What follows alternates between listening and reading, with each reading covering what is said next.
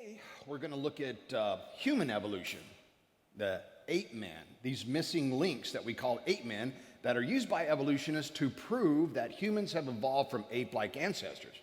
Now, this is a really hot-button issue, big-time hot-button issue. Discoveries made in this field almost immediately make it onto the front page. You discover something or claim to have discovered something that adds something new to the picture of human evolution. You claim that you have found some new fossil that forces them to rewrite their version of human history a little bit. Boom, your front page news.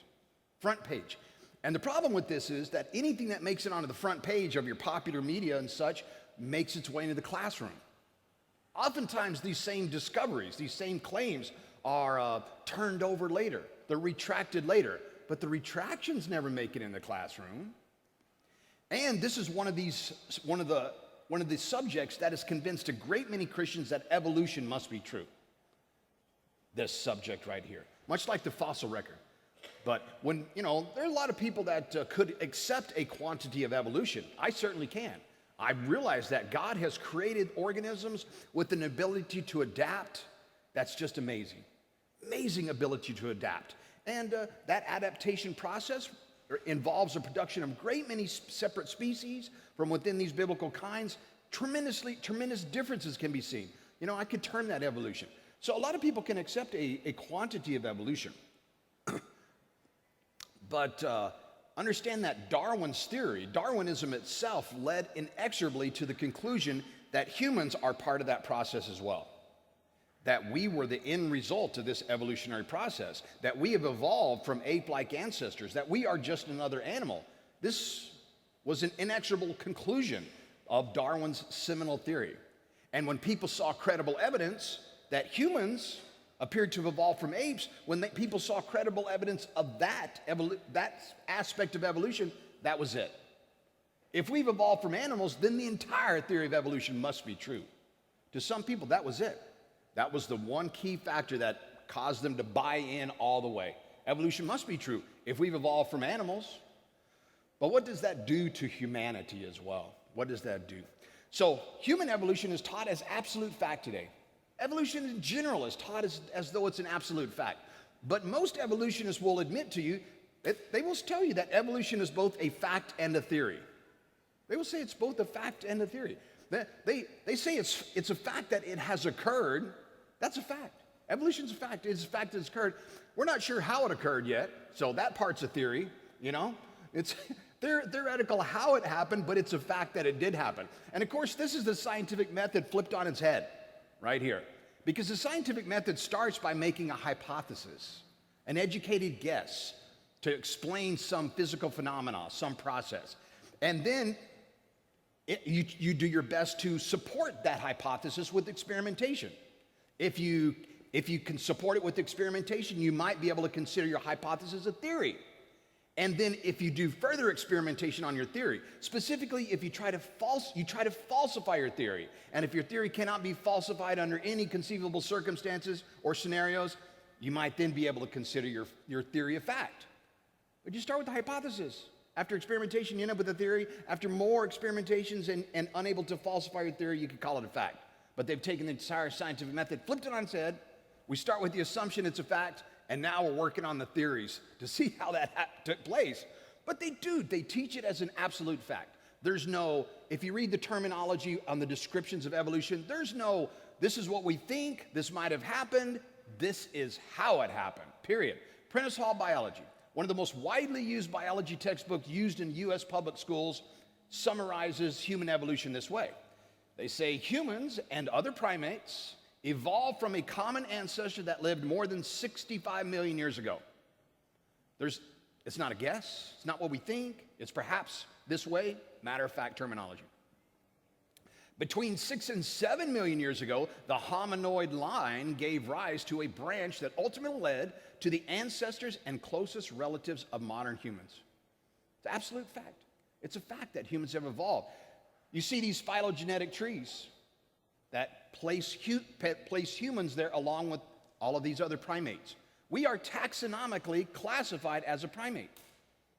We're in the order of the primates. Kingdom Animalia, phylum Chordata, and order primates. We're considered a primate. But there it shows the evolutionary history proceeding from up through various apes and ultimately to humans. So humans and the apes have evolved from what they consider an ape-like ancestor. This is the view that's being taught by the scientific community, a view that's being taught as absolute fact. But of course, the Bible makes it clear that God created Adam from the dust of the ground and in his own image, that we are the pinnacle of God's creation, that all of this was made just for us, to have a world for us. When I consider your heavens, the works of your fingers, the moon and the stars which you have ordained, what is man that you take thought of him, and the son of man that you care for him? Yet you have made him a little lower than God and crowned him with glory and majesty. That is what we are. We're not just another animal. We were created in God's image, created just a little lower than God to rule over his creation, over the fish of the sea and the birds of the air. In God's own image we were created. And God said, let us make man in our image, according to our likeness, and let them rule over the fish of the sea, over the birds of the sky, over the cattle, and over all the earth, and over every creeping thing that creeps along the earth. God created man in his own image. In the image of God, he created him. Male and female, he created them. The Bible is clear on these things. The Bible also gives us a genealogical record that allows us to calculate how old the earth is. A genealogical record. You can easily, through simple addition, add the dates at which the patriarchs gave birth to their first son and calculate the date at which the flood took place. Through simple addition. The Bible gives us enough chronological information to where we can calculate how old the earth is. And it's far less than what the scientific community assesses, far less than the 4.6 billion years that they say the earth has been here. And life has been evolving. The question we got to ask ourselves is, can we reconcile what the scientific community is teaching with the Bible? Can we reconcile the Bible with evolution? Are humans the result of an evolutionary process? Were we created unique, separate from the animals? I'd say no. I say these two views are irreconcilable. That we need to be looking at, again, at the scientific findings to see how those can be interpreted from within the biblical worldview. And I think you'll see some interesting things. Some interesting things. And we should be skeptical, very, very skeptical about what the scientific community is teaching today. Remember that the scientific community has adopted a position of naturalism. Now, not all scientists are atheists, but the majority are. The majority of your scientists today are atheists, and certainly the science that's being taught in our public school, the science that's being taught out there in our popular media sources is a science that's based on atheism. They've rejected that there is a God, rejected biblical history, and are doing their best to explain how the world came to be through purely natural processes. They hold to naturalism. And we should be very careful about accepting these things and more careful about teaching them. We're warned in Matthew. This people honors me with their lips, but their hearts are far from me. But in vain do they worship me, teaching as doctrines the precepts of men. If we teach the precepts of men as doctrines, precepts like the theory of evolution, we teach these as doctrines, as their absolute fact, we are far away from me, says God. We need to be thinking scholarly disciples of Christ.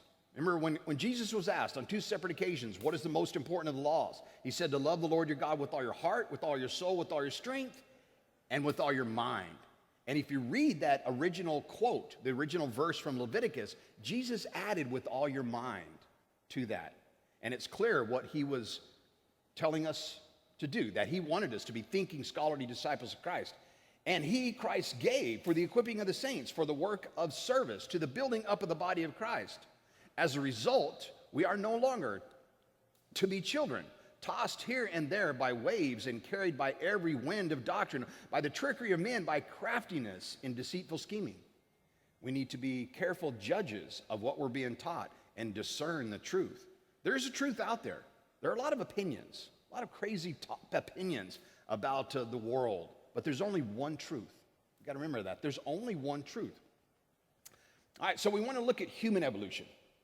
and the various evidence that's been used to support this theory.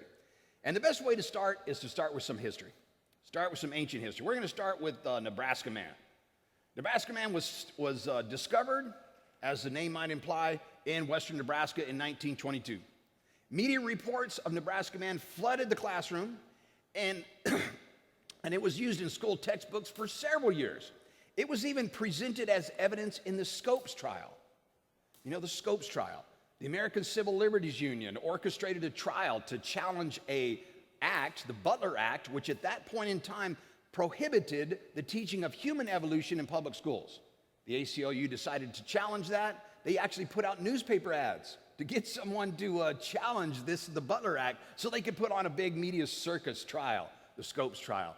The Nebraska man was used as evidence for evolution, to prove evolution in the Scopes trial. But what did they actually find? What was actually found that showed them what Nebraska man looked like? See the diagram, the illustration of Nebraska man to the left. They did not find a complete skeleton to help them know what Nebraska man looked like. They didn't find a complete skull. They didn't even have a complete jawbone. All they found was a single molar tooth. That's it. Single molar tooth. And look how much information you can get from a single molar tooth. Not only do they know what Nebraska man looks like, but they know what his very fetching wife there beside him looked like as well.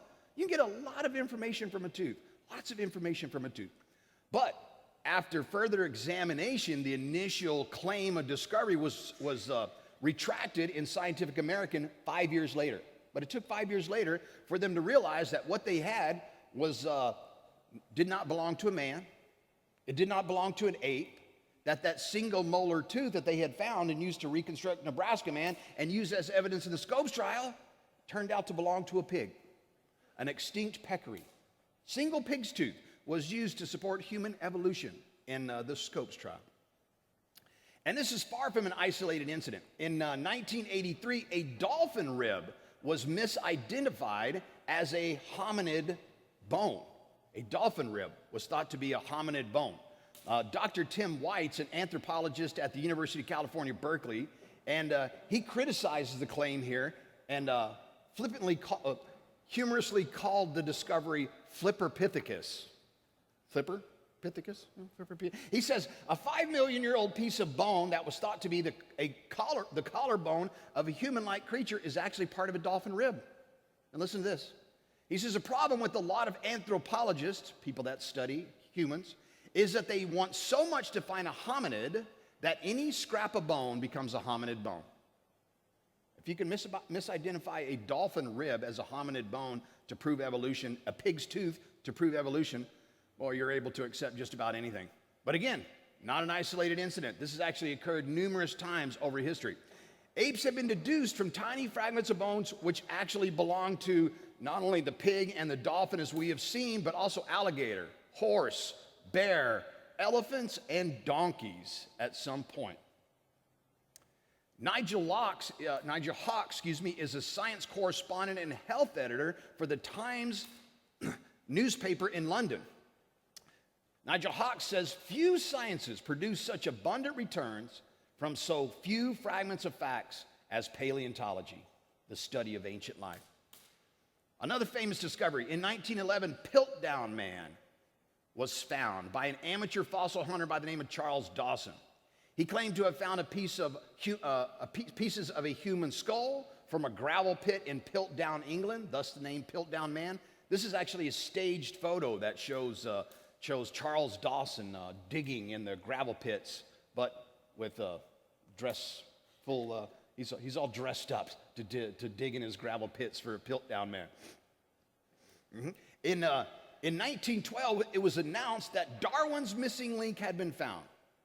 The discovery was published in New York Times under the headline, Darwin's Theory Proved True. For 40 years, from 1912 until 1953, Piltdown Man reigned supreme as the proof of human evolution. It was presented in scores of books, pamphlets, classroom lectures. Articles were published about Piltdown Man. For 40 years, it reigned supreme. But in 1953, scientists subjected the find to chemical analysis, which eventually proved that the ape-like jawbone was of a recent origin. But it got worse. Upon close inspection, they found file marks on the teeth, which had been used to shorten them to make them look more human-like. In addition, the bones had been treated with chemicals to increase the appearance of their age. And it was quickly concluded that the jaw had been intentionally planted and bore no resemblance to a human jaw. Why did it take 40 years? From 1912 to 1953, took 40 years before someone realized that the teeth had been filed down. And according to reports, the file marks on the teeth were so obvious, some have said that they had to be willfully ignored. Why would they willfully ignore something like that? They will stick with the evidence they have until they have something better to take its place. It's possible they were willfully ignored. Without any other evidence to support human evolution, it was allowed to stand. But it wasn't fossils that convinced most people that humans have evolved from apes, but rather carefully constructed illustrations. This is arguably one of the most famous scientific illustrations of all time. It became known as the March of Progress. It was published in a 1965 Time Life book series called Early Man. The poster that you see here folds out, was inside of one of the books, and it folded out to a 5-page spread that you see here. But the poster itself was mailed out independently as a promotional tool. It was sent to schools and libraries across the globe. As a result, the poster appeared in libraries and classrooms across the globe, even to those that didn't purchase the book series. Stephen Jay Gould, one of the most famous evolutionists of our day, even described the poster as the canonical representation of evolution, the one picture immediately grasped and viscerally understood by all. The image has been copied and modified countless times for research purposes, to parody, even Homo sapiens. March of Progress. It was a propaganda tool, a promotional tool, that convinced more people that humans have evolved from apes than any physical evidence that has been discovered. And sadly, it was knowingly fictitious. On the back side of the poster is a note from the publisher that states that although proto-apes and apes were quadrupedal, walked on all four, all are shown here standing for comparison. It was known that at the time the poster was produced, that the proto-apes and apes that are shown here on the poster did not walk on 2 legs. They walk on 4 legs. And when they walk on 4 legs, they're what we call knuckle walkers. They knew that they didn't walk on 2 legs. But they're not just shown standing for comparison, they're shown walking with very human-like gaits. Thus, it became known as the March of Progress, because they're shown marching ahead into progress. The fact is that humans are significantly different from apes. Morphologically, again, apes are quadrupeds. They are knuckle walkers. Humans are bipeds, walking on 2 legs. And the entire skeletal system of these two reflects this difference. For example, humans have a straight S-shaped back, which is ideal for upright posture of a biped because the torso and the head are directly above the hips in a standing position. Apes have the curved, what they call a C-shaped back, as you can see from this diagram. Other important differences: we have an upright skull. The position at which the spinal cord enters the skull is located at the bottom of the skull in humans and on the back of the skull in apes. We also have fully extendable hips and angled femur bones. When looking from the front, humans have femur bones that are angled inward as they come down from the hips. This has the effect of making the knees and feet close together, nearly under the center of the body, giving stability during walking and running. During walking and running, the body is supported only by one leg at any instant, and so the body can topple over if the legs are not right underneath the body. And there are other differences as well. such as fine balance. We have a complex inner ear, more to complex inner ear design than apes. We have a flat face, so that the eyes have a wide field of view, which extend down to the ground in front of the feet. Fully extendable knee joints. We have very long legs. The legs of a human is about half the total body length. This makes it possible to walk and run for long distances with relative ease. And the arched feet, very, very important. The human foot is arched because the ball of the foot and the toes, the foot has around 26 bones and has many muscles and ligaments, tendons and nerves, so the foot can flex between the heel and the ball. The arch structure of the foot makes it easy for a person to press down on the ball of the foot, which is important for balance and control. This ability is also important for movements such as standing on tiptoe, running, and turning. We also have that strong big toe that apes do not have. Apes have a toe designed for grasping. Humans have a strong big toe. This feature is important for both, again, walking and running. For each step, the final push from the ground comes from the big toe. In order to propel the body forward in a controlled manner, the big toe must be very strong. Almost all of the anatomical differences between the two are due to the different methods in which we stand and walk. Bipeds versus quadrupeds, the differences are significant. And taxonomically, we can see these differences as well. Now, all the various ape-men, this is what we want to look at. We want to look at these supposed ape-men, these transitional forms between apes and humans. There's a number of them that have been put forward. But all of these, not all, but the vast majority of these have been reassigned following their discovery to one of two genera. So a taxonomic level of classification referred to as a genera. We have the genus Australopithecus. All of the species that have been assigned to Australopithecus are referred to collectively as Australopithecines. Australopithecus afarensis, Australopithecus africanus. A number of species have been assigned here. And then we have another genus, the genus Homo, in which Homo sapiens belong, our own species. There are other ape-men that have been assigned to this genus as well. Homo erectus, Homo neanderthalis, for example. And there have been others. Many other species have been found, not listed here. Homo ergaster, Homo antecessor, Homo heidelbergensis, floresiensis, rudolfiensis. I could go on and on. Many different species have been found. Oftentimes, though, when a species is discovered and named by its discoverer, it later is reassigned to one of these already existing groups. One of the big debates today in paleoanthropology is between like two groups they refer to as the lumpers and the splitters. Literally, there are groups called lumpers and splitters. Lumpers would reassign all of these ape-men to the groups we already have, to Homo erectus, for example. Vast majority of the claims of ape-men have been reassigned to Homo erectus or to one of Australopithecines. The splitters want to make any discovery of new species. If you discover a human fossil and claim that it's a new species, boom. You're not only on the front page, you're famous if you discover something new.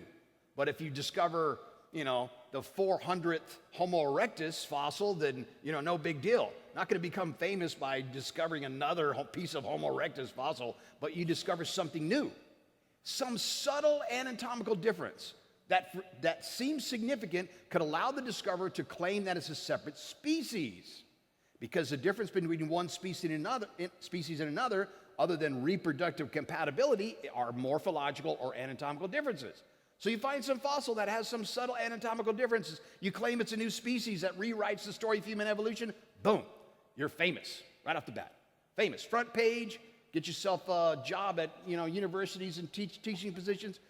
The easiest way to become famous today is to discover something new, not just one of the same old. Okay? But within the creation science community, these two genera are generally regarded as containing true apes, Australopithecines. We're going to look at Australopithecines. We're going to look at Homo erectus. We're going to look at Neanderthals. But just to summarize, that the Australopithecines, the genus Australopithecus, are believed to just be apes. They're apes. The members of the genus Homo are believed to be humans. And we'll talk about these. There are differences. Are the differences significant? What do they tell us about them? And I have intentionally overlapped these circles over Homo habilis because many argue that Homo habilis is actually a mixture of ape and human fossils. Okay? But this goes to explain also how you make an ape-man. Where did all these ape-men come from? There's several ways you can make an ape-man and claim that it's a transitional form between ape and humans. And this is how you make an ape-man. One of them, like they made Homo habilis, is that you combine ape fossils and human fossils and declare the two to be one individual. Then you have a real ape-man. Other thing you could do is emphasize human-like qualities of fossilized apes, like the Australopithecines. You start making drawings of them that make them look more human-like. With some creative imagination, you could upgrade these apes to be more human-like. You could do the opposite, too. You could emphasize ape-like qualities of fossilized humans. And with some imagination, you can downgrade your humans to be more ape-like. These are how, these three ways is how all of the ape-men have been created. Most of them are just imagination. So we want to look at these one at a time. Well, first we're going to look at the Australopithecines. You know, the truth is here that there's an enormous gap between apes and humans, and I want to try to emphasize that, but I'll state it from the beginning, okay? Australopithecines, take a look at Australopithecines. There are a number of Australopithecines that have been discovered over the year, the Tong skull, Mr. and Mrs. Plez, and one called the Nutcracker Man. There's Australopithecus africanus, but I'm going to focus on Australopithecus afarensis. Australopithecus afarensis was made famous by the first discovery in 1974 of the fossil that later became known as Lucy.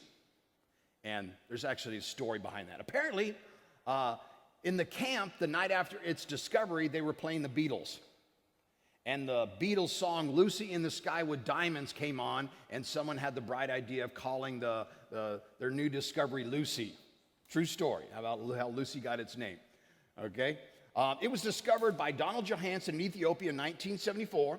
It was claimed to be about 40% complete, but because they did not include the bones for the hands and feet as part of that, it's actually closer to 20% complete. And again, this is back in 1974. They found much of the rest of Australopithecus afarensis since then, and it was claimed to be a biped. But again, and although the hands and feet are missing from that is the actual bones of Lucy, most of the rest of them have been found since. But a number of reproductions have been made of Lucy, all of them looking very ape-like. And Lucy was very short. We're talking about 4 feet or less. Very, very short. This is Australopithecus afarensis reconstruction of the Las Vegas Natural History Museum.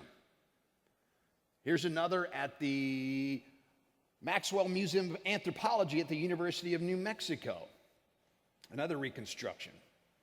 Lucy actually came to the Pacific Science Center a few years ago. The actual bones of Lucy came to the Pacific Science Center. The exhibit was called Lucy's Legacy. I took my apologetics class from Cedar Park Christian Schools to see the exhibit back in 2009.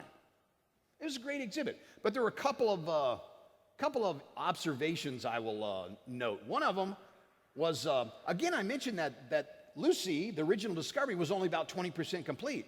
But since then, they've discovered most of the rest of the bones. Not all of them, but most of the rest of the bones. And usually what they will show you is a reconstruction wherein the bones that have been found are one color and the bones that have been filled in are a slightly different color. So you can see clearly in the reconstruction what parts are real and what parts are filled in. But nowhere did they have such a reconstruction. Nowhere did they have the skeleton. With the pieces that had been discovered up to that point, nowhere was that present, which I thought was an odd omission.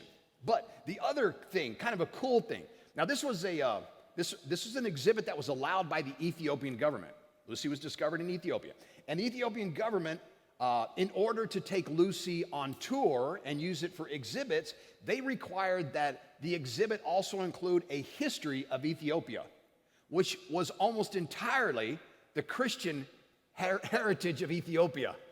which I thought was pretty cool. And this exhibit that's all about evolution, suddenly you're in a Christian Heritage of Ethiopia section. The churches that they've carved out of stone, literally take a hill and just carve a church out of a hill. So what's left is a church that's made out of solid rock. I thought it was pretty cool. Okay, this other construction, take a look at this reconstruction that's at the Living World exhibit at the St. Louis Zoo. And note that the afarensis reconstruction is shown here with a very human-like posture, even walking with a human-like gait, both arms and legs, very, very human-like. And notice in particular, the very human-like hands and feet. And she's even shown here with a very pensive gaze, right? Pondering the fate of her species. What will she discover? Will she make a meaningful impact? Did we come from outer space? What is she pondering? Who knows? However, prior to this exhibit, prior to the construction of this model of Australopithecus afarensis, the hands and the feet had been found. They weren't present in the original Lucy, but they had found most of the bones of the hands and feet, and extensive studies of them had already been done and shown conclusively that they did not have human-like hands and feet. In 1983, Jack Stern and Randall Sussman, a paleoanthropologist at the State University of New York at Stony Brook, compared the fingers and toes of afarensis to other apes and humans and published the work in the American Journal of Physical Anthropology. They state that a summary of the morphological and functional affinities of the Hadar hand fossil leads inexorably to an image of a suspensory adapted hand, meaning a hand designed for hanging, surprisingly similar to hands found in the small end of the pygmy chimpanzee, common chimpanzee range. Meaning, if you take all the chimpanzees and line them up, smallest to biggest, afarensis is even closer to the pygmy chimpanzee side of the chimpanzee spectrum than on the common chimpanzee side. Now, they actually believe that afarensis was a transitional form to humans. They actually believe it was an ape they even believe it walked upright. But they make several startling discoveries here. They continue, they say there is no evidence that any extant primate has long, curved, heavily muscled hands and feet for any purpose other than to meet the demands of full or part-time arboreal life, for living in trees. They state elsewhere that they believe they walked upright, but their conclusions seem to say the exact opposite. The shoulder socket of afarensis is also very, very ape-like. It's sharply angled. Notice here that humans have a vertically oriented shoulder socket. The sharp angle of Lucy's socket indicates that they lived, again, an arboreal style life. Their shoulder sockets were designed for what's called brachiation, swinging by the arms from branch to branch. That's what they're designed for. In the year 2000, it was reported that they also had wrists capable of locking the hands in place during knuckle walking. Again, apes, when they're walking on the ground, the wrists lock into place and they walk along as what are called knuckle walkers.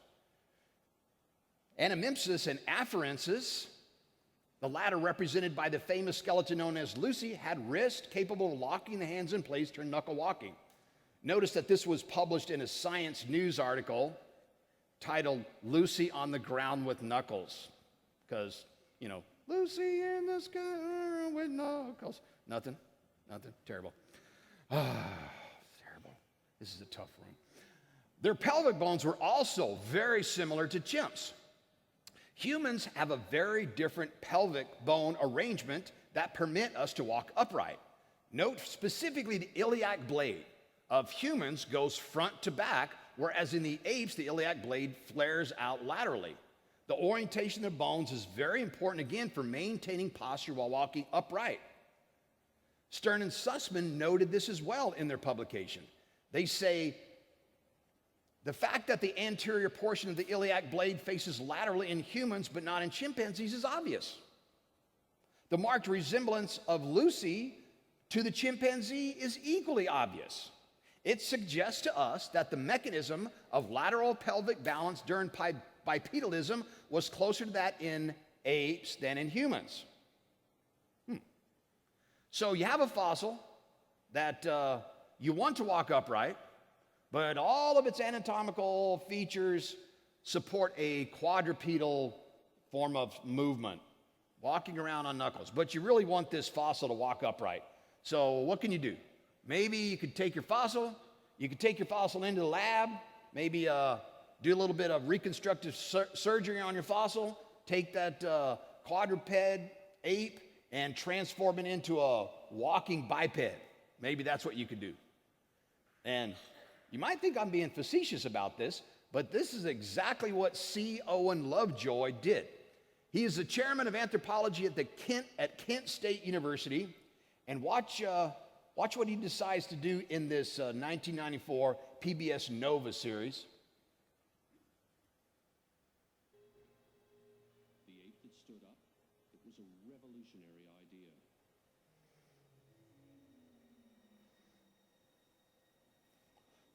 We needed Owen Lovejoy's expertise again, because the evidence wasn't quite adding up. The knee looked human, but the shape of her hip didn't. Superficially, her hip resembled a chimpanzee's, which meant that Lucy couldn't possibly have walked like a modern human.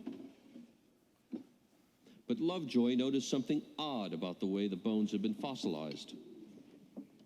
When I put the two parts of the pelvis together that we had, this part of the pelvis has pressed so hard and so completely into this one that it caused it to be broken into a series of individual pieces which were then fused together.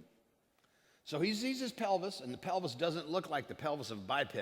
And so he concludes, well, it had to have got, modified somehow or another. So maybe it broke, and after death, something stepped on the fossil there, and then later the bones, and then later was fossilized together in a way that made it look like a biped's pelvis.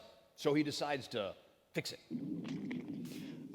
This has caused the two bones, in fact, to fit together so well that they're in an anatomically impossible position. To walk upright, that is. The perfect fit was an illusion that made Lucy's hip bones seem to flare out like a chimp's. But all was not lost.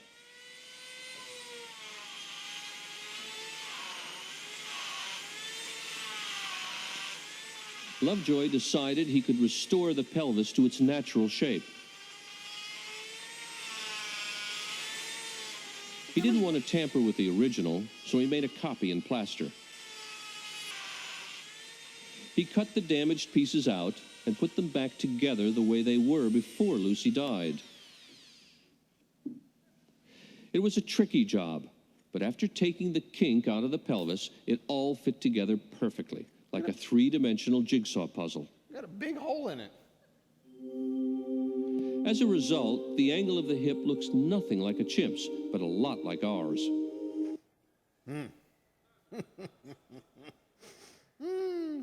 The skull of Lucy is also extremely ape-like.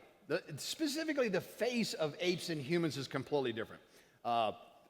Apes have what is called a shovel face. The face of humans very, very flat by comparison. And you can see here the sloping face of afarensis. The canine teeth also come in at an angle, unlike humans, which come in more straight down. The cranial capacity of afarensis is even smaller than the typical ape, and it doesn't have nasal bones that humans possess. The jawbone of Lucy is also much more similar to that in chimps and humans. Also, the skull, the point of attachment of the spine, which in humans is close to the center, but is below the skull, close to the center, allowing upright posture, is even further back in afarensis on the skull than it is in chimps. Australopithecines also had the same semicircular canal for balance control that apes have, and they have the large external ear hole like the apes, typical of knuckle walkers. And for decades, these ape-like features have been known and noted by world-renowned scientists. For example, in 1958, Ashley Montagu, who was a British American anthropologist who taught at Harvard, Princeton, Rutgers, University of California, he denied that Australopithecines was a human ancestor.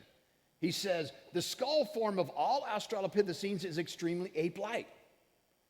The Australopithecines show too many specialized and ape-like characteristics to be either the direct ancestor of man or of the line that led to man. In 1970, Lord Zuckerman, who was a professor of anatomy at Birmingham University in England and the chief scientific advisor for the British government, stated, I find myself totally unpersuaded. Almost always, when I have tried to check the anatomical claims on which the status of Australopithecus is based, I have ended in failure. Listen to this. He said the Australopithecine skull is in fact so overwhelmingly simian as opposed to human that the contrary proposition could be equated to an assertion that black is white. That's how far away they are from being a human ancestor. But again, it's not the evidence that's convinced most people that humans evolved from apes. It's not fossils. It's not even fossils that have been seriously modified to make them walk upright. But it's illustrations that have convinced most people. Because the illustrations, the reconstructions that we get are not actual. The vast majority of them have been seriously altered. And you can find the artists making admissions to this. For example, this was a construction published in National Geographic in 1996, shown right here. And it has several features that are very human-like. You kind of have to compare apes and humans. One of them that jumps right out at me are the whites of the eyes. You may have never noticed, but no apes have whites in their eyes like that. It's a distinctly human-like trait. But the artist who made this reconstruction admits that it's not an actual reconstruction. Listen to this. He says, I wanted to get a human-like soul into this ape-like face to indicate something about where she was headed. It's not a true-to-form reproduction. He made it look more human-like. Admits that. I wanted to get a human-like soul into that ape-like face. So instead of it being an actual reproduction, it's one that suggests where she's headed. It's closer to humans than to ape. Remember, you exaggerate the human-like qualities of fossilized apes to make an ape-man. That's what they do. Australopithecines, very ape-like. They have a brain size that overlaps chimpanzees. Jaws are similar to chimpanzees. The long arms are identical. The upper leg bone is similar. Large back muscles for tree dwelling. Hands similar to the pygmy chimpanzees. Ape-like foot. Fingers and toes are long and curved. Locking wrists for knuckle walking. And the ankle bone for tree dwelling, very ape-like. Charles Oxnard is arguably the world's foremost expert on the computerized analysis of bones using digital technology. He's the former professor of anatomy and anthropology at the University of Chicago and currently at the University of Western Australia. He said, Australopithecines are now irrevocably removed from a place in the evolution of human bipedalism, possibly from a place in a group any closer to humans than to African apes, and certainly from any place in the direct human lineage. But have they been? Have they been removed? Although the evidence strongly argues against them being a transitional form, until they have something better to take its place, they will stick with what they have. Australopithecines will remain until they have something better to take its place. Australopithecines, true apes. But we want to look at a couple of these ape-men that are classified into the genus Homo. Specifically, we'll look at Homo erectus and Neanderthals. And we'll start first with Homo erectus. The name means erect man. Homo erectus was first discovered in 1891. To date, more than 280 fossil individuals have been found that are identified with this group, although a lot of them were originally given a different name, thought they were separate species, eventually reassigned to Homo erectus. The first that was discovered was Java man, named after Java Island in Indonesia. This was the first fossil evidence to be discovered of what is now called Homo erectus, and it is arguably the best known human fossil in existence. and was the evidence that convinced a great many people that humans have evolved from apes. Illustrations and models like these were created in 1922 and were circulated for decades. Now, it was just kind of a side note on this. It was discovered by Eugene Dubois, who was a former student of Ernst Haeckel. You might not know who Ernst Haeckel was, but he was an evolutionist back during Darwin's day, he's probably best known for a fraud that he committed to support evolution. He had a bunch of embryos published that he claimed that that the embryos of various organisms all looked identical, all looked the same at the same stage of development. But later, and we're talking like in the 1980s, they finally overturned this and announced it as a fraud. That he knew that the embryos didn't look that way, but he published it anyway. Had some plates made up to some illustrations of what he claimed these embryos look like at these stages, and to prove evolution. People will go to great lengths to prove evolution. But Eugene Dubois was a student of Ernst Haeckel. And he went out specifically to try to find human fossils, to find ape-men fossils. What he discovered was a skull cap, a femur, and a single tooth. There was no jaw or point of attachment to justify the ape-like reconstruction. Often what they find is just a skull cap. They might find a jaw also, but what they often don't find is the rest of the face, the bones of the face, that show where the jaw attached to the skull. And who was it? Was it Marvin Lubenow, I believe, in his book, Bones of Contention, state that he had seen these paleoanthropologists literally comparing the skull cap with the jawbone to try to figure out where it kind of fit. And if the jaw is more forward, it looks like an ape. If the jaw is further back, it looks like a human. But if all you have is the skull cap and the jaw, then it's up to the artist, to the scientist, to argue where the jaw fits. And if he believes it was more ape-like, the jaw fits forward. If he believes it was more human-like, the jaw fits backward. Here's the actual bones shown here in a display case.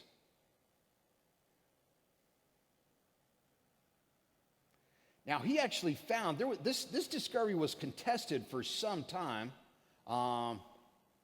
In particular, the skull cap and the femur were argued to have belonged to different individuals, and that may rightfully be true.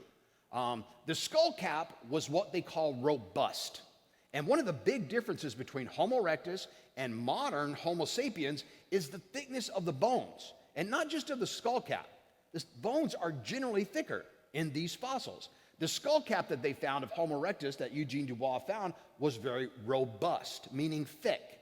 But the femur that they found was gracile, which means it had the thinner kind of bones of a modern human.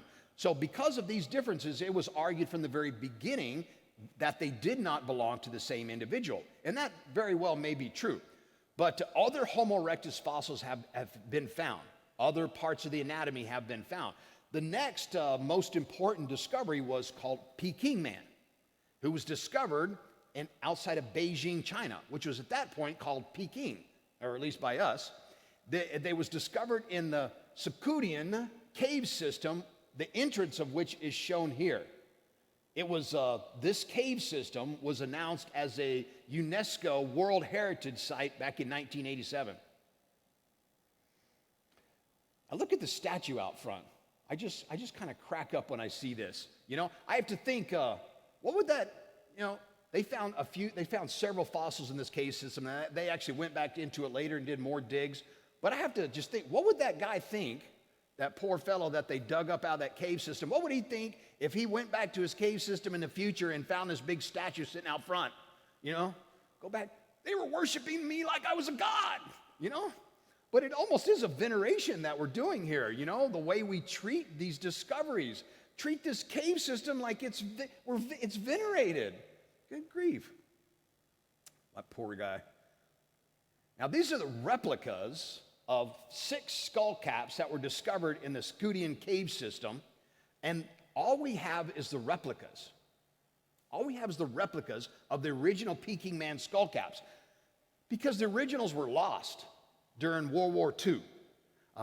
When Japan was invading, kind of interesting story behind it all. When Japan was invading, China decided to turn them over to the Americans for transport to some safe location. And the servicemen that they gave these skulls caps to disappeared and ended up in an internment camp later.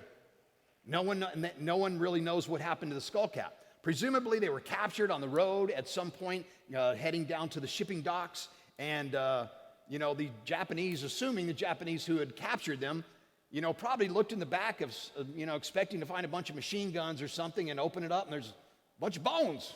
He's got American servicemen hauling bones for them over here, hot tamale. So anyway, they were lost. And as recently as like 2015, the Chinese government was trying to revive interest in them to see if they could find them once again. Now, Eugene Dubois, this is kind of a little side story here, but some have claimed that Eugene Dubois, who remember found Java Man, it has been claimed that Eugene Dubois actually recanted and claimed that his discovery was actually a giant gibbon, was actually an ape. But, and he is largely responsible for this story, but he was actually trying to counter arguments that Java Man was the same as Peking Man, because they were recognizing that they were similar, and it had been argued that Java Man was another fossil similar to Peking Man, and to make his unique, he started arguing that it had more ape-like characteristics, more similar to a gibbon. But in order to be famous, you have to have the fossil, Can't be just one of the fossils, after they have a whole bunch of Homo erectus fossils, you're no longer going to be famous. So, but he didn't recant. He believed that what he had found was an ancestor of humans. Homo erectus fossils have now been found at numerous sites. This map shows you, the red dots show you where Homo erectus fossils have been discovered. Across Africa, Europe, Asia, many different sites. And there's an interesting tool that's been found with them, or at least it was interesting to me. Sometimes when you do these kind of things, you find something that seems interesting and, maybe later it's not so interesting, you take it out. Anyway, they found a tool that they call a hand axe. And this map, actually the browned out area of this map shows you where they have found hand axes. And there's even a heritage park in England with a hand axe monument there because of hand axes that have been found.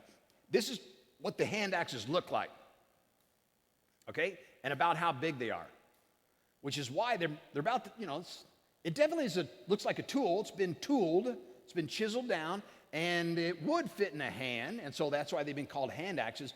But there's actually a significant debate about what they were used for. What are they? And the reason why they were probably not hand axes is if you look closely, these things are tooled all the way around. They're edged all the way around. And if you were going to use this as a hand axe, you would definitely have one side of it really flattened off, or else it's going to cut into your hand. So many people do not believe that these were used as a hand axe, and it doesn't look like they were even attached to something like a handle, because there's just not an obvious point of attachment, a rounded off edge that you would use to attach to something. When, Marvin Lubenow, I'll introduce you to Marvin Lubenow with a couple of quotes here later. He has a book titled Bones of Contention. And in his book, he argued that these were probably something that they threw at prey. And he made an interesting connection between these and these hand axes and the discus event, that's the competition that's used in the Olympics. And he made a point that, the vast majority of these athletic competitions are based on some skill that we develop either during work or war or something of the sort. And you can point, like you look at the javelin, jousting, they do these lumberjack competitions. Have you seen these lumberjack competitions on TV? But if you look at the discus is just kind of odd. What were people doing that caused them to become skilled throwing something like that eventually led to a competition? And he argued that maybe this was it, that maybe these were thrown discus style. And I even found a similar write-up on Wikipedia that described it as a super frisbee. But perhaps thrown as discus at prey. That's just at least one explanation for what these were. But Homo erectus, there are some differences, but the differences are not so significant, okay? Most of the distinguishing characteristics are related to the thickness of the bones. Again, they have the thick, robust bones in the skull, slightly smaller than average cranial capacity. They also had thick brow ridges, thick ridges over the brow. Some other things, they have this occipital bun is an enlargement kind of on the back of the skull. The occipital lobe is in the back, and so it's kind of a enlarged. The sagittal ridge mentioned there is a small crest, small ridge on the top of the skull. So the skulls are a little bit different, but the big difference was the thickness of the skull. Otherwise, not too significantly different. If you start looking for reconstructions, you will find some reconstructions that have them looking extremely ape-like, but as time has gone on and more bones have been found, more and more complete skulls were found, the reconstruction started getting more and more human-like. This is a reconstruction at the Museum of Natural History in Vienna. Very human-like. Another that was made for the Smithsonian National Museum of Natural History. This reconstruction of a male is based on a skull that was discovered in Indonesia. That is the most complete Homo erectus skull that they found so far. And so with a very complete skull, they were able to make a fairly accurate reproduction. And notice that the jaw is not forward. Now that they find the skull and know the point of attachment of the jawbone with the skull, they have the jaw back like it is in modern humans, not forward like they do in some of the reconstruction. If you look again, I'm going to show you again the original. Look at Java Man's original reconstruction. Look how far forward the jaw is on Java Man. Big time different than the reconstructions we have now, that multiple bones of the skull have been found. Jaw is back like it is in modern humans. And we can find people with many of these characteristics. The heavy brow ridge, for example, and one of the other I didn't point out too much is the fact that they don't have a very pronounced forehead. It's a very sloping forehead, not the flat forehead that a lot of us, but we can point to modern people today that have both of those characteristics. The sloping forehead, don't have the real pronounced forehead, and the brow ridges. In particular, in Eastern Europe, where both Homo erectus and Neanderthal lived, we can find peoples like this. Like, look at this guy. This is a Russian boxer by the name of Nikolai Valuyev. And you can definitely see the flattened forehead, this tapered forehead, and the thick brow ridges. We also see thick brow ridges in the Australian Aborigines. It's not an unusual characteristic, even for modern humans. We definitely see people like that today. But what about the thickness of the skull itself? Can that be used alone to distinguish Homo erectus fossils from modern Homo sapiens? Until recently, little data was present to actually make that conclusion. Meaning, if they found a skull with this thickness, we know it's not modern humans, it must be Homo erectus. Can they actually do that? Well, in 1994, finally a substantial comparison was conducted to determine if the cranial thickness, if the thickness of the skull itself could be used as a distinguishing characteristic to identify modern Homo sapiens against Homo erectus. And the conclusion was no. The summary was that now that comparable data is available, it appears clear that if Homo sapiens include all the people alive today in the world, their ancestors in the late Pleistocene, and those we call archaic Homo sapiens, then these two discoveries, Dali and Zingenu, then vault thickness cannot be used to distinguish Homo erectus from Homo sapiens. So although they have thicker skulls, it's not so thick, so different from modern Homo sapiens, that it can actually be used to distinguish them. Also, the cranial capacity. That was another significant difference. They have a slightly smaller cranial capacity than modern humans, but can that be used to distinguish them? It was thought in the beginning, but in 2008, I'm thinking, there was a discovery of a newborn Homo erectus, a Homo erectus pelvis was found that identified the size of the birth canal. And according to the discoverer, paleoanthropologist at the Stone Age Institute and Indiana University in Birmingham, the Homo erectus infants could have had a head size of about 318 millimeters in circumference, which is right at the lower end of the spectrum of modern humans, whose newborns have a size between like 320 and 370. So even cranial capacity does not allow us to distinguish modern Homo sapiens from Homo erectus. Okay? We want to look at Neanderthals too. Neanderthals. So, Neanderthals are called Neanderthals because they were discovered in the Neander Valley near Dusseldorf, Germany in 1856. And they were believed to have lived between 600,000 years ago and 30,000 years ago, and were thought to be very ape-like. Look at this original drawing of Neanderthals. Very, very, very ape-like. Now, the Neanderthals inhabited most of Europe south of the line of glaciation during the Ice Age.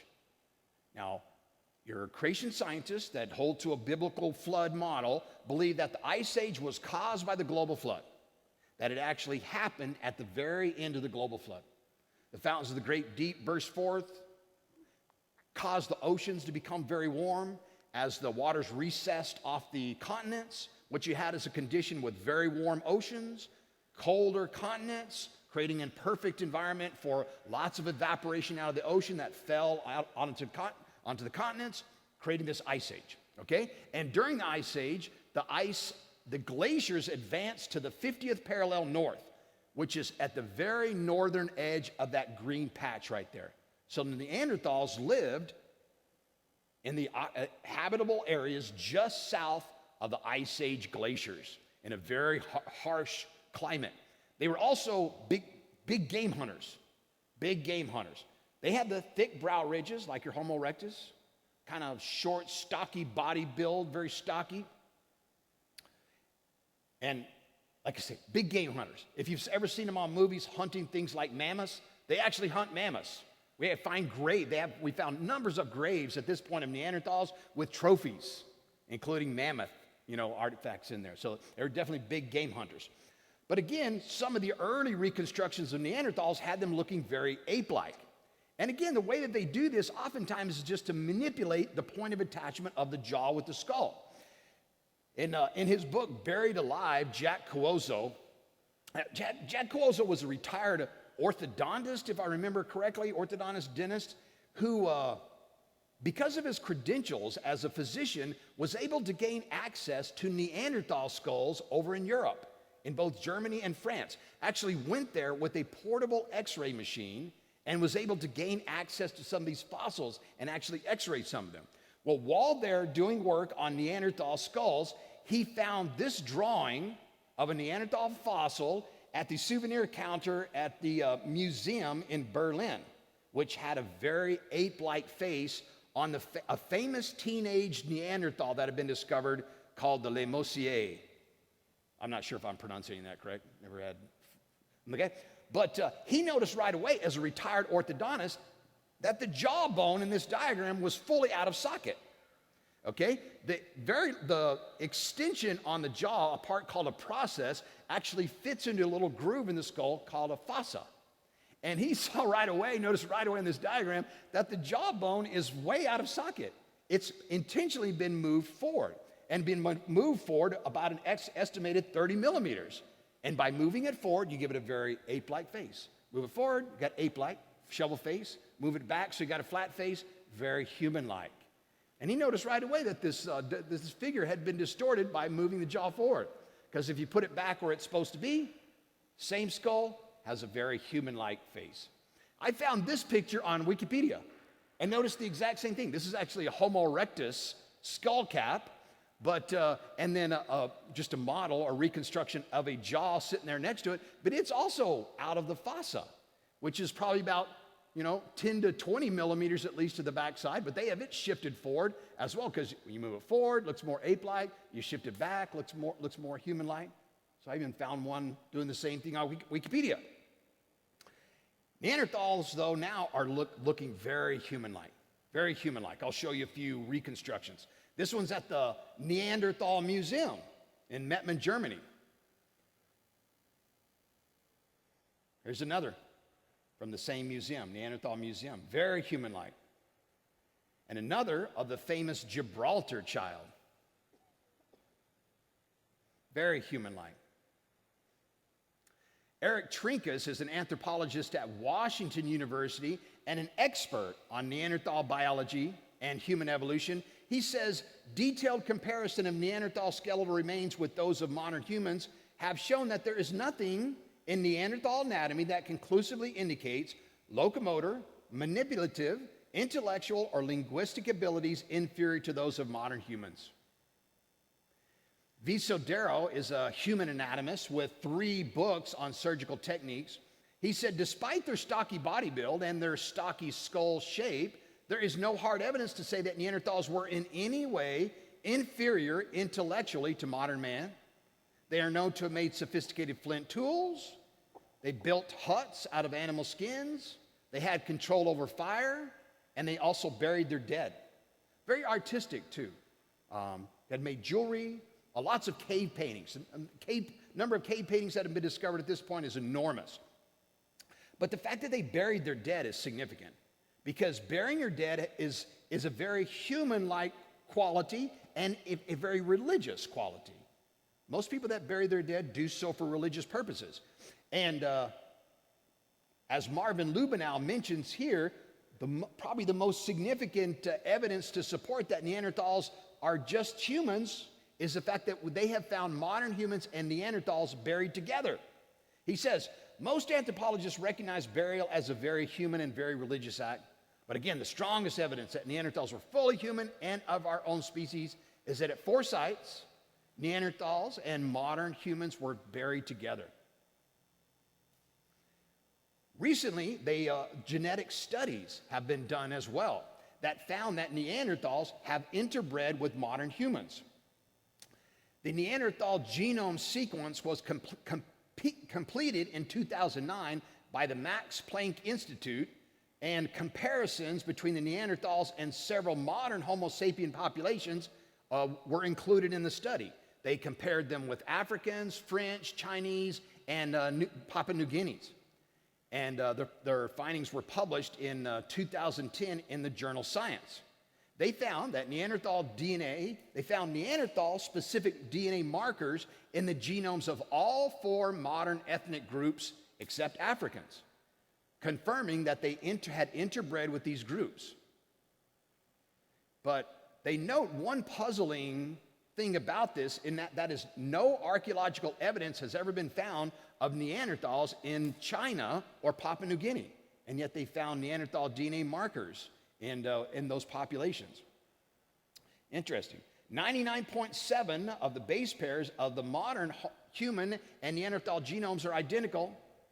This was the first solid genetic evidence that modern humans or Homo sapiens interbred with Neanderthals. They were fully human. The original reconstructions, terribly inaccurate, terribly inaccurate. They're not ape-like, they're very human-like, 100% human. Brain capacity is even slightly larger than average for modern Homo sapiens. They used jewelry, they also used musical instruments, they made cave paintings, buried their dead, interbred with modern Homo sapiens. They were just humans. So who were these? Okay, I wanted to give you an answer for this. If Australopithecines are true apes, and your Homo erectus and Neanderthals are true humans, then how do they fit into the biblical timeline? We want to make sure I give you an answer to this in the brief amount of time I have left. Okay, first I want to point you to some theories, okay? And this is a good way to do it, just looking, hopefully you can read this diagram, look at how the evolutionary sequence has been changed through time. In 1955, all of these figures place Australopithecines as being the most ancient ancestor of modern humans that had probably evolved in Africa at some point. So Australopithecines evolved in Africa, that evolved into Homo erectus, and Homo erectus then evolves into modern Homo sapiens and Neanderthals, 1955. By 1967, it had been modified so that Homo erectus evolved into Neanderthals, and Neanderthals evolved into modern Homo sapiens. Just showing you how things have changed through time.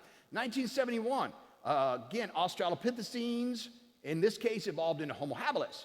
And then Homo habilis evolved into two separate species, Homo erectus and Homo sapiens. And the Homo erectus evolved into Neanderthals, but Neanderthals weren't part of the human lineage at that point in history. Then they're back in human history. In 1980, again, Australopithecines into Homo habilis, into Homo erectus, and at this point, Neanderthals were considered a subspecies of modern Homo sapiens. They were actually given the scientific name Homo sapiens neanderthalis, a subspecies of modern Homo sapiens. The theories have changed through time, but there's one of the big changes was between two competing theories called the multi-regional and out of Africa theory. The multi-regional theory works like this. Australopithecines, again, were believed to have evolved in Africa, and then, so you see your color codes here, Africa, Europe. Sorry, this is the best diagram I could find for this. I know it's not great. Okay, so Australopithecines evolved in Africa, like, more than a million years ago. Then after the Australopithecines evolved into Homo erectus, the Homo erectus populations migrated to Oceania, is Australia and the neighboring islands, Asia, Europe, and Africa. And then these Homo erectus populations continue to evolve over the next million years into Homo sapiens about 100,000 years ago. Okay, you see the way the diagram works? Hope, because not real good diagram. Okay, that's the multi-regional theory, which was the original theory. But more recently was put forth a theory that's called out of Africa theory, which is a little kind of odd. But so the out of Africa theory works like this. Australopithecines, same thing. Australopithecines evolve in Africa into Homo erectus in Africa. And then the Homo erectus populations migrate out to Australia and the neighboring islands, to Asia and to Europe, where they keep evolving. But the Homo erectus populations in Africa are the only ones that evolved all the way into Homo sapiens. And after they evolved in Homo sapiens, then the modern Homo sapiens evolved into these other areas. And the Homo erectus that were there, whatever, don't know what happened to them. But because we find Homo erectus populations in these areas, so a little weird, right? This out of Africa theory. Marvin Lubenow in Bones of Contention makes a really strong case for he believes, or at least at that time, that this theory was, the justification or motivation behind this theory was to get rid of the racial overtones that had long since been part of evolution. I mean, Darwin's second book, very kind of racial overtones there. And a lot of these populations, a lot of these various races have been viewed as subhuman. Your Australian Aborigines, for example. At one point, the United Kingdom literally paid people to go hunt down the Australian Aborigines, paid them prices for specimens to come back to their museums for study. Consider them lower humans. And so Marvin Lubenow argues that the justification for this theory might be just to bump the racial overtones, because if the individually Homo erectus populations have evolved in these various continents, then they could be evolving at different rates. But if the Homo sapiens migrated to these various continents, then they're all equivalent on an evolutionary scheme. Anyway, that's one theory. But the out of Africa theory, despite the odd nature of whatever happened to the Homo erectus populations in these other areas, got a significant boost from back in the late 80s, early 90s, from some mitochondrial DNA studies. And I don't know how many will remember what they called mitochondrial Eve. What they did was they studied mitochondrial DNA of populations from around the world. Now, most of your DNA is in the nucleus of a cell, but there's a little organelle in the cell called a mitochondria that also has DNA. And most of your mitochondria is inherited from your mother, because the egg cell is a lot larger than the sperm. It's going to have a lot more mitochondria. So most of your mitochondrial DNA comes from your mother, okay? And so what they did was they sequenced the mitochondrial DNA of peoples across the globe, and what they found was, at the time of this report, that all this mitochondrial DNA seems to have come from just one person. They called her mitochondrial Eve. And a lot of people heard this and sounded like good biblical alignment. well, there's Eve, that works, mitochondrial Eve. But isn't it interesting? And they've also come up with these migratory maps due to this data. So I don't want to labor this much longer because I don't have much time left, but by studying the mitochondrial DNA of populations around the globe, they've come up with not only this migratory map, and originally they claimed that the mitochondrial data showed that all these peoples had descended from one person, but later, further studies identified 3 separate mitochondrial lineages. And if you think about that, how many, assuming that Noah and his wife didn't have any more children, Noah's 3 sons had 3 wives from which all the various races descended after the flood. And that's what they discovered, that there were 3 separate mitochondrial lineages. On the map, if you'll see them, they're abbreviated L1, L2, and L3. That's what those represent. Nonetheless, how do these fit into the biblical view here? In general, these are believed to be post-flood populations. Post-flood. Okay? After Noah's flood, you end up with these populations afterwards. And several authors have commented on this. Marvin Lubenow, again, Bones of Contention. If you want a book that goes into this in some detail, I would recommend this. I've read several by several different authors, but Marvin Lubenow's Bones of Contention, a really good scholarly work covering this subject. He said, my own conclusion is that Homo erectus and Neanderthals are actually the same. One's just a little smaller than the other. He said, Homo erectus is on the lower end with regard to size of a continuum that includes Homo erectus, early Homo sapiens, and Neanderthals. The range of cranial capacities for fossil humans is in line with the range of cranial capacities for modern humans. And he actually shows that modern Homo sapiens, by comparing the dates assigned to these fossils, he actually shows in his book, in this diagram that's on page 337, that modern Homo sapiens have actually been found contemporary or to coexist with not only all of your Neanderthals, but almost and all of Homo erectus, but pretty much with all of Australopithecines as well. How could Australopithecines have evolved into Homo erectus and then in Homo sapiens if modern Homo sapiens have always been there? They seem to be contemporary with all of these, just based on the dates that have been assigned to these discoveries. Peter Line states in Journal of Creation, he says, without the burden of having to fit fossils into an evolutionary scheme, there is no reason not to accept fossils such as those categorized as erectus and Neanderthals as belonging to the one humankind. If fossils such as those categorized as erectus and Neanderthals were all fully human, then the case for human evolution essentially collapses, as there is an unbridgeable morphological gap between the Australopithecine apes and these humans. Australopithecines are true apes, humans, true humans. So what about these differences? There are differences, the robust nature of the bones, etc. And a number of authors have spoken to this as well. Again, Peter Line from Journal of Creation mentions several things that could have contributed to the differences in the bone structures of the bones, okay? He mentions greater genetic diversity and genetic drift within the humankind in the past. He mentions that they were living in a particularly harsh environmental condition, the Ice Age period, very harsh, very tough time to be living. He mentions dietary habits, nutrient deficiencies, perhaps, that could have contributed to the differences in the structures of these bones.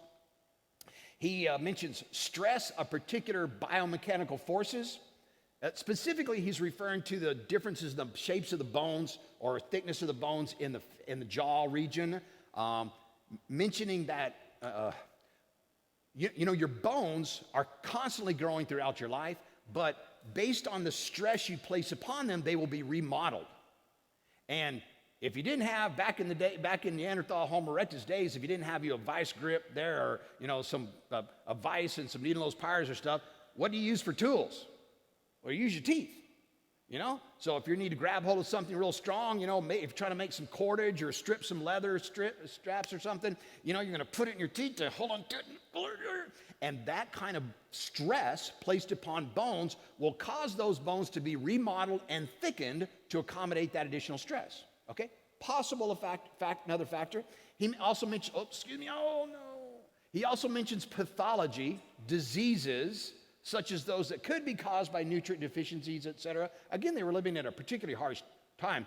Remember, after the flood, you wouldn't be able to farm right away because all the topsoil basically gone. It would take many, many, many, many years for these invasive plants to come in and start laying down new topsoil. At that point, you're nothing but hunting. But not good diets, potentially some problems related to that. But I think this is the most compelling: longevity. Longevity. Now consider this. Remember, before the flood, people lived to be like 800-900 years old. And it appears that reducing the human lifespan was one of the main intended consequences of the flood. Go back and read Genesis 6. When just before God says, I'm going to destroy the world by flood, he says, man shall not live but to 120 years old. He said, my spirit shall not contend with man forever, for he is mortal. His days shall be 120 years. I'm going to destroy the world by flood. He mentions that humans will only live to 120 years just before he says he's going to destroy the world by flood. And interestingly, 120 is the medical max. The lifespans fell off pretty consistency after the flood until down to 120. Moses died at exactly 120 years of age. Okay? Here's your actual lifespans as recorded in the Bible.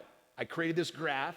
It's kind of hard to read, but Adam, this is the original patriarchs. There's Methuselah. People may know he lived to be the oldest of any. There's Noah. And the lifespans of these fell off. Here's Moses right here, again, who died at exactly 120 years. There's the point of the flood. But it fell off gradually over several successive generations.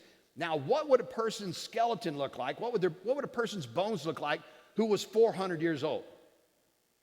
Well, I don't really know. But your bones do continue to grow as long as you live. And this is a very compelling, I think, line of thinking to explain the differences in their bone structures from modern Homo sapiens. And remember, they found Neanderthals and modern Homo sapiens found buried together. Maybe nothing more than, you got one guy that's 300 years old buried in the same grave as someone that's only 30 years old. Maybe only the only difference you're looking at. Okay? But I want you to look at this map, though, one more time as I close out, okay? Because I think you're going to see something very interesting here. Again, this is one of the maps that was generated by their mitochondrial genomic studies, okay?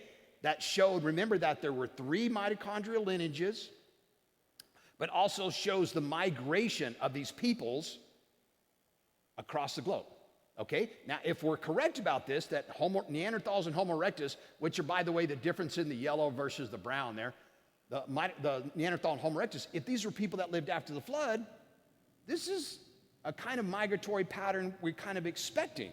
And I want to point you to something interesting, and in particular, this junction point right there, okay, which is dead square in the Middle East. More importantly, I want to show you something. I'm going to put a little green circle up here to show you the location of Mount Ararat. That's Mount Ararat. But when did people really start migrating? After the Tower of Babel. Remember, people refused to. God told them to fill the earth and replenish it, okay? But they didn't. They went ahead and stayed right there. They started building this tower, to their own ego. And so God came down, created the various languages to scatter them. I want to put another circle up here to show you the location of the Tower of Babel, near as we can tell it, in northeastern Syria, right? Watch this. Is that pretty cool or what? When you see the scientific data illustrating how peoples have migrated across the globe based on these mitochondrial studies, and it's centered, the radiation point of this migration is centered square in the middle of where the Tower of Babel was. Isn't that cool? If we interpret scientific findings ourselves, consistent with the biblical worldview, it all makes sense. You can then place these ancient humans like Homo erectus, Neanderthals. It makes sense. We know that people did live to be much older than we do today. 400 years old. People were living to be 400 years old after the flood. And when we find their skeletons, we would expect to find some significant differences there. Very interesting, right? I'm going to show you one more reproduction of the March of Progress. Someone said that too. March of Progress. Now, you'll see those diagrams everywhere now, the March of Progress. Let me close out in a word of prayer. Remember that next week, Brian LaPointe is going to be here doing a talk titled Answer Evolution. Try to pull that slide back up for you. That's again next week, first Wednesday of each month. We always have a special guest speaker in. So Brian LaPointe is going to be in here doing a talk just on evolution. Okay, let me close out in a word of prayer. Father, we thank you so much, Lord. Father, we bow before you and we ask for your blessing, Father. We ask for healing, blessings of healing, Father. We ask for wisdom, Father, wisdom to help us understand the science, understand how these findings should be interpreted, Father. Guide us to people for teaching that can guide us to the truth. To help us understand the true history of the world, Father, so that we can be a better witness for you. Give us wisdom to help us share the knowledge of creation, share the knowledge of your plan of salvation through your Son. Give us the knowledge to be able to share these things and address the many questions that would surface today so we can be a better witness for you, Father. Father, help us to become that person you want us to be, Father. We ask for conviction that leads to repentance, Father. We ask for healing, physical healing. We ask for wisdom, and we ask for conviction that would lead to repentance. Father, we praise you. We glorify and honor you. Praise the name of the Lord God. Praise your holy name, Father. We thank you so much. All things we pray and ask in Christ's name. Amen.